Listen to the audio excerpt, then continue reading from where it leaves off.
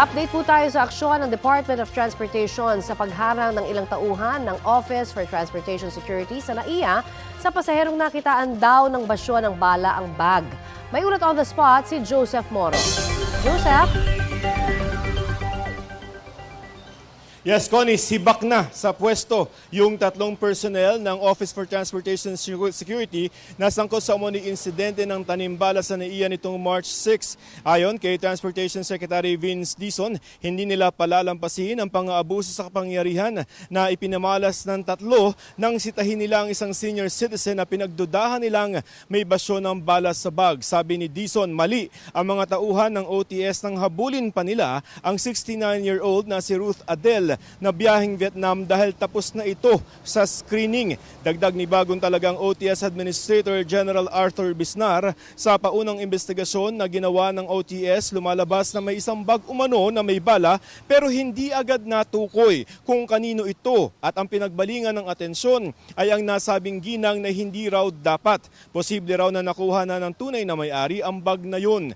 Pinaimbestigahan din ni Dizon kung bakit hindi agad umakyat ang report tungkol sa insidente sa opisina ng OTS at ng DOTR. Hindi pa raw niya ito malalaman kung hindi pa na-i-report ng media. Hinikayat ng DOTR ang publiko na i-report agad kung may irregularidad silang mararanasan. Dahil din sa nakitang asal ng mga OTS personnel, ipinaalala ng DOTR na bawal gumisi ang mga taga-gobyerno sa airport, lalo't nagsisilbi sila sa publiko. Narito ang pahayag ni Transportation Secretary Vince Dizon. Inis talaga ako. Kasi March 6 pa pala. Kung hindi nag-post si Ma'am Ruth at hindi nakita ng media, hindi ma-report hindi aabot sa amin eh. So I think that's one of the things that Sir Ato will look into. Since we have the footage already, I think we need to establish some protocols there. Ayon naman kay General Bisnar, bukod sa investigasyon na ginagawa sa tatlo ay lilinisin raw ang hanay ng OTS. Tungkol naman, Connie, sa nangyaring brownout kahapon sa tatlong terminal ng NAIA, ayon kay Secretary Dizon, ang dahilan daw ay nag-trip ang supply ng kuryente. May mga generator naman daw mga terminal pero matagal daw nag-pick up ang mga ito. Sa Terminal 2 nga, umabot ng 20 minutes na walang kuryente pero sabi ni Dizon hindi dapat tumagal ng 1 minute o 1 minuto ang pag-pick up ng mga generator. Yan muna ang pinakasariwang balita mula sa DOTR. Connie? Yes, Joseph, na-establish ba kung gaano katagal na nasa posisyon itong tatlong OTS na ito? At bakit parang tila hindi nila alam yung mga ganitong protocols, no?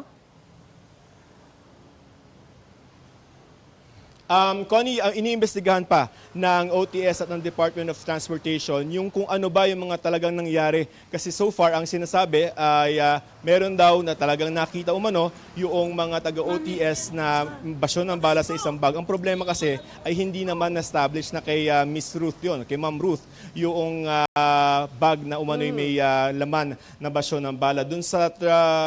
Dun sa length of service, hindi natin alam ang impormasyon na yan at ang sabi naman ng DOTR at OTS ay imbestigahan nila ito at pag meron na silang resulta ng kanilang investigasyon ay isa sa publiko naman nila ito, Connie. Kasi ang puna nga ni DOTC Secretary ay talagang may irregularidad dun sa paghabol nila dahil pa-board na itong mga ito di ba, yung mga naging biktima. So with this, meron bang magkakaroon ng panibagong siguro retraining yung mga taga-OTS na naman para siguro ma-refresh, no? Kung may mga nakakalimot. Kasama yan doon sa inuutos kanina, inanunsyo kanina na re-reviewin yung protocol. Kasi baka mamaya yung iba ay nagiging pasaway o kaya ay nagiging kampante na sa kanilang mga trabaho na pag may mga ganitong infraction ay baliwala na lamang sa kanila. Tapos bukod dyan ay mag-establish na rin ng hotline yung Department of Transportation para doon sa ating mga publiko, sa mga tao na pupunta ng mga airport at magkakaroon ng ganitong karanasan ay mas mabilis yung pagre-report kasi nagtataka itong si Secretary Dizon Abay, March 6. Kung hindi pa daw siya tinanong ng media at hindi inireport, hindi nakarating sa kanya. So parang may problema sa pag-akyat ng incident report mula doon sa airport papunta sa mga opisina na concerned doon. Tinanong din natin to si General Bisnar, hindi ba to sir parang meron na namang effort to destabilize the government? Kasi dati nauso yung tanimbala, no? Pero so far, ang nakikita naman ni General Bisnar, wala namang ganun klaseng malawakang intensyon para ipahiya ulit ang gobyerno, Connie. Alright, maraming salamat, Joseph Morong.